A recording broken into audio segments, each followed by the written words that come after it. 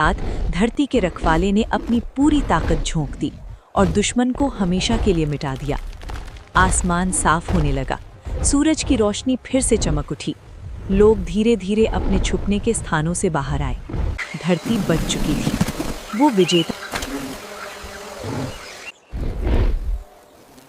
धरती पर सब कुछ शांत था। शहरों में रोशनी थी, लोग अपनी जिंदगी में मसरूफ थे। किसी को जरा भी अंदाजा नहीं था कि आसमान में एक ऐसी ताकत जग चुकी है जो सब कुछ मिटा देने वाली है। अचानक आसमान का रंग बदलने लगा, सूरज की रोशनी धीमी पड़ गई और फिर बादलों के बीच से निकली विशाल परछाइयां। ये बादल नहीं थे, ये थे विनाश के जहाज, एक अनजान ग्रह से आई हुई सेना। पल भर में शहरों पर हमला शुरू हो गया। तेज रोशनी की किरणों ने इमारतों को मिट्टी में मिला दिया। चीख पुकार, अफरा तफरी, इंसानियत अपनी ही धरती पर बेअसरा हो चुकी थी। दुनिया की सबसे ताकतवर सेनाओं ने मिलकर जवाब दिया। मिसाइल दागे गए, फाइटर जेट्स आसमान में गरजे, लेकिन दुश्मन की तकनीक इंसानी सोच से कई कदम आगे थी। हर हमला नाकाम हो रहा था, उम्मीद धीरे धीरे टूट रही थी। लेकिन जब लगने लगा कि सब कुछ खत्म हो चुका है, तब धरती की गहराइयों में एक हलचल हुई। जंगल के अंधेरों से एक विशाल साया उभरने लगा। जमीन उसके कदमों से कांप उठी और फिर गूंजी एक दहाड़ जो आसमान को चीर गई।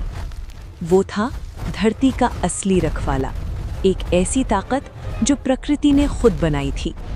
उसने आसमान की तरफ देखा और बिना डरे कदम बढ़ा दिए।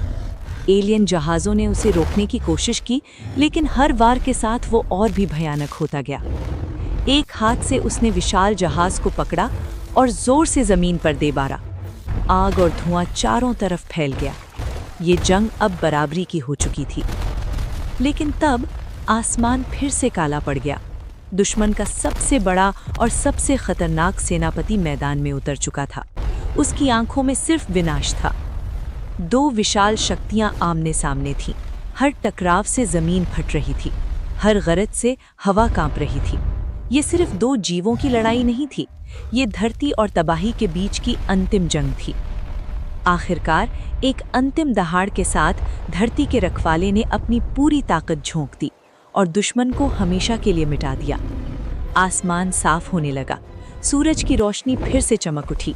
लोग धीरे धीरे अपने छुपने के स्थानों से बाहर आए।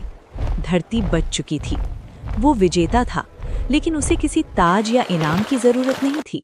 वो सिर्फ एक रखवाला था जो जरूरत पड़ने पर फिर लौट आएगा।